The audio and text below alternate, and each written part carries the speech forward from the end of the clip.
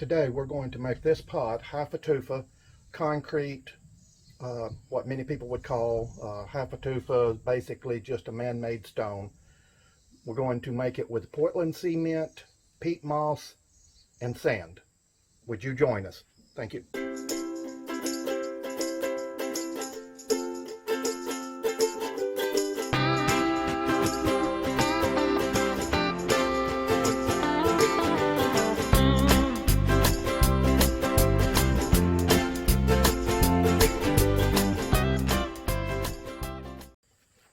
First of all, what you will need to get you some type of mold.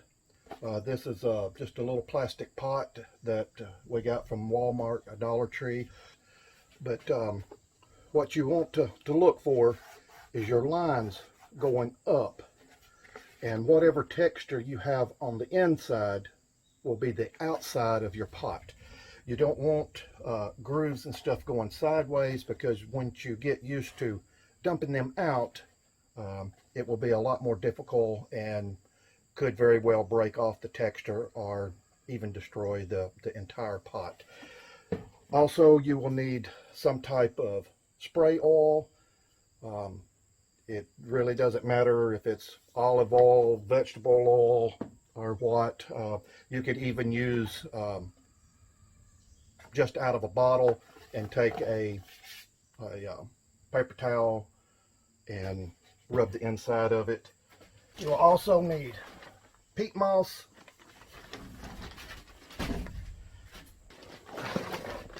Portland cement, and sand. That will be the three things that you will need. You will need 1 part Portland cement, 1 part peat moss, and 1 part sand. And you'll need something to mix in. And you will also need water.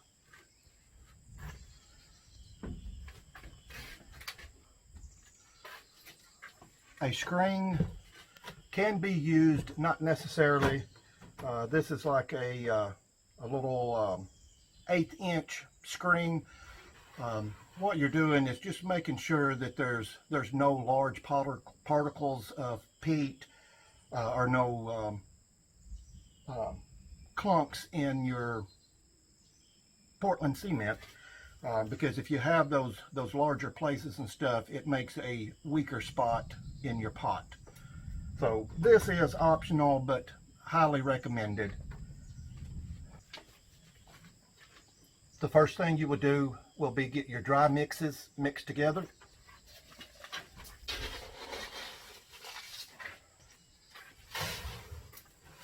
One part sand,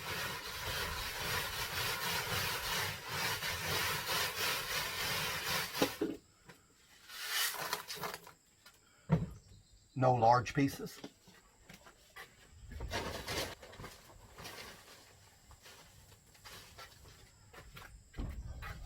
One part Portland cement.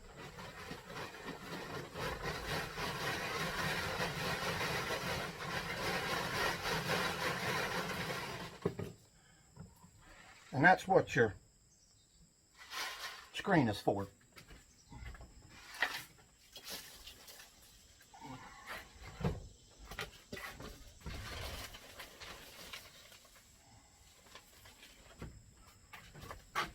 And 1 part peat moss.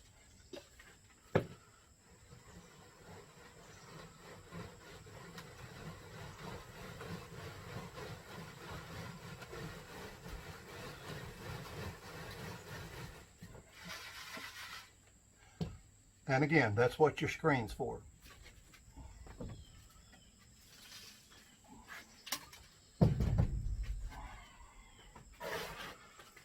Then mix them together real well.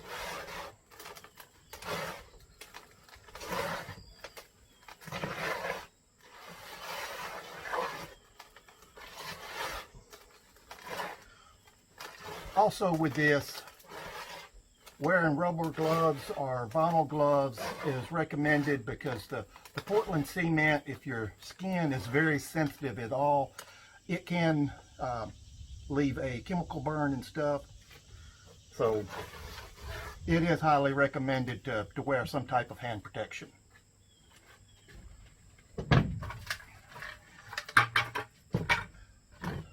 Get you some type of container to mix it with your water.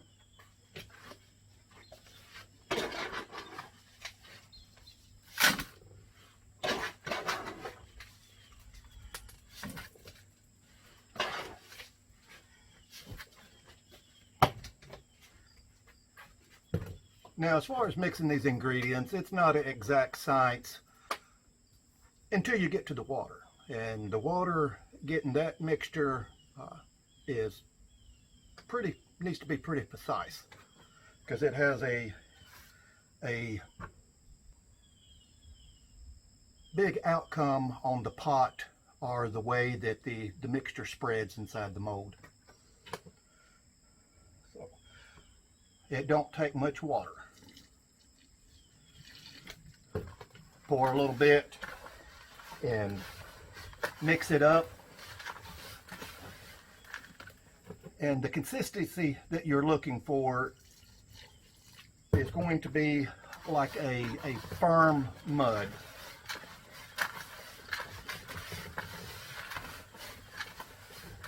And as you're working with your pot, a lot of times it will dry a little bit because the peat moss in it will start absorbing a lot of the water. So in the middle of it, you may have to go back and put a little more water.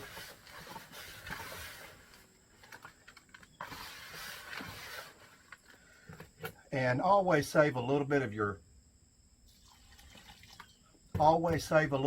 dry mix, so if you get too much water, you can dry it back out a little.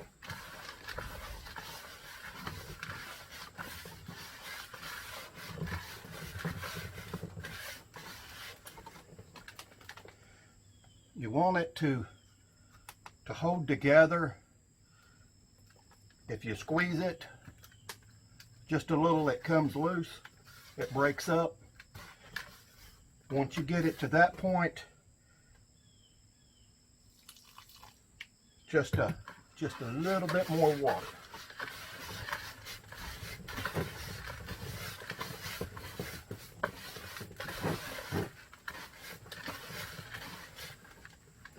And this is what it's looking like in here. It's real dry. But when I squeeze, no water comes out,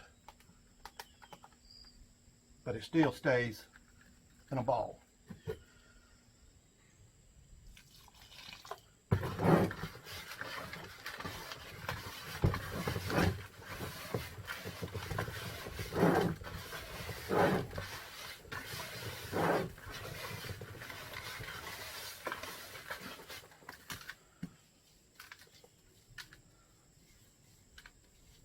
All right, we're still sticky. We squeeze, a couple of drops of water comes out, you're still a ball, but it still breaks up real easy.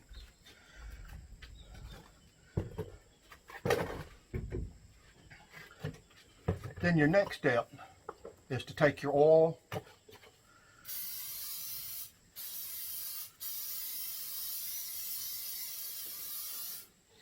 and coat the inside of your mold real well. That will make it a lot easier when you go to release it or to dump it out of your mold. The way that I like to do this is to take you just a little bit, drop in the bottom, and mash it out.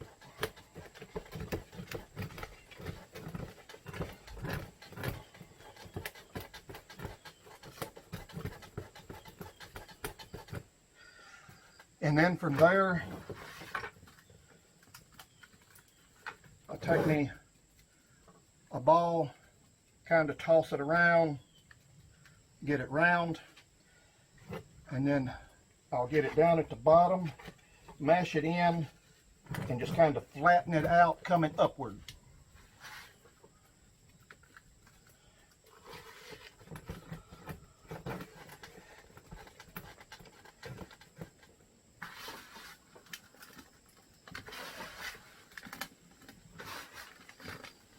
And then again, like I said earlier, the peat moss will start absorbing some of the water, so you may have to put just a little bit more in at a later time.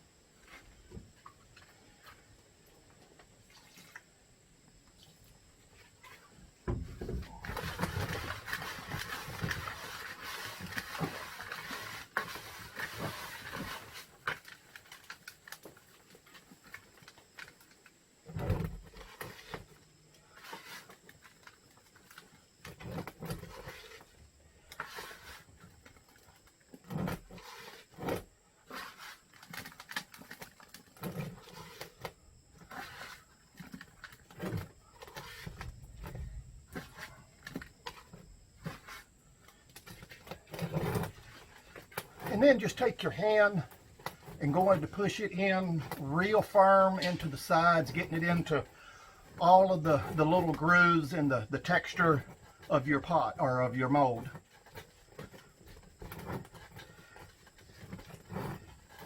Push in as you're kind of patting it as you're coming up.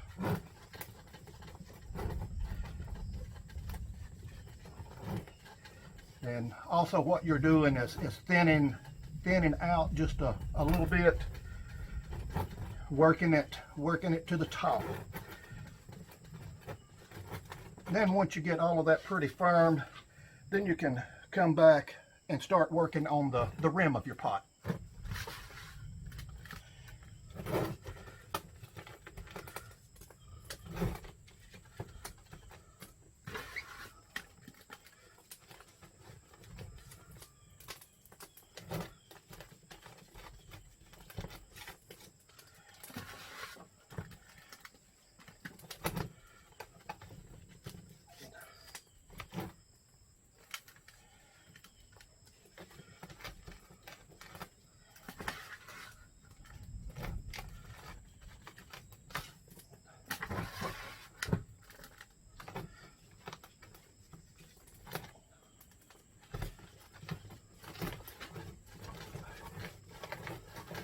Then again, just get in there and work it, get it mashed into the grooves.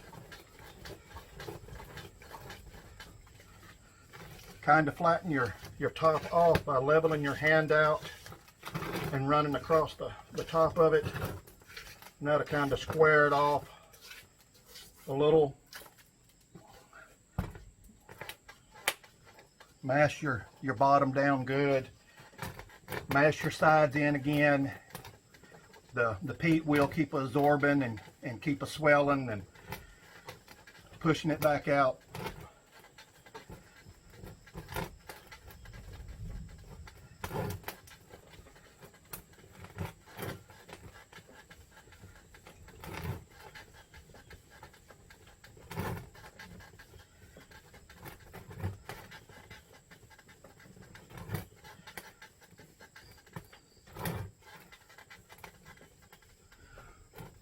On larger pots, you may have to do this in steps. Get a portion of it, let it semi-dry, firming up real good, come back and put another layer or extend it on towards the top. I have done these with square pots. For me, the square pots are a lot more difficult because the sides move as you're trying to force everything in, and it keeps it cracked, so to me it's very difficult. The round ones have always been easier and fairly easy. But then once you get to that point, you just set it to the side for about 24 hours or so. If you're in a colder area doing this in the winter time, it may take longer, but you most definitely don't want to let it freeze.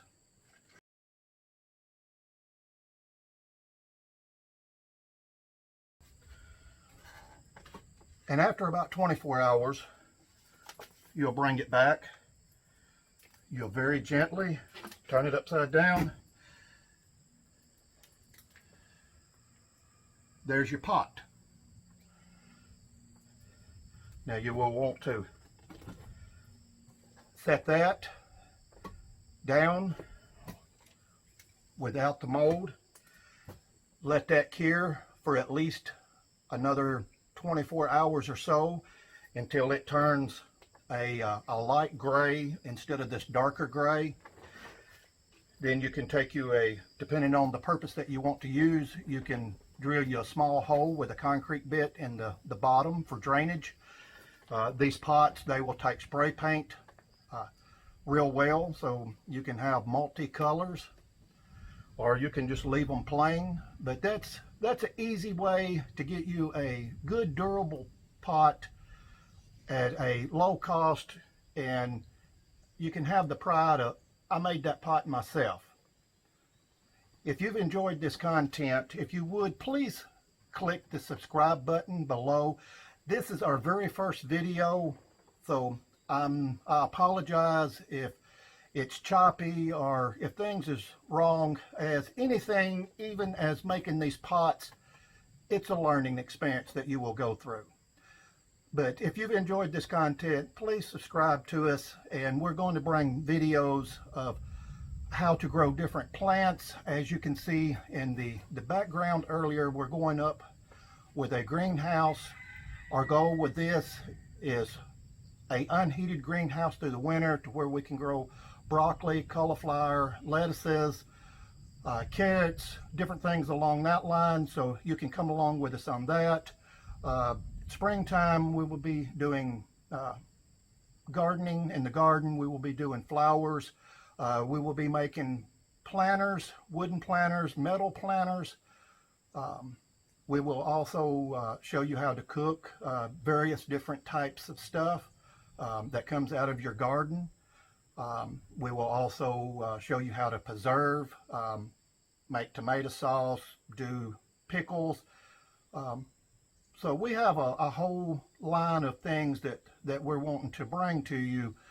But in order for us to know that this is a valuable content to you, we need to know that, yes, we are watching you. And again, thank you very much for joining us, and hope to catch you next time.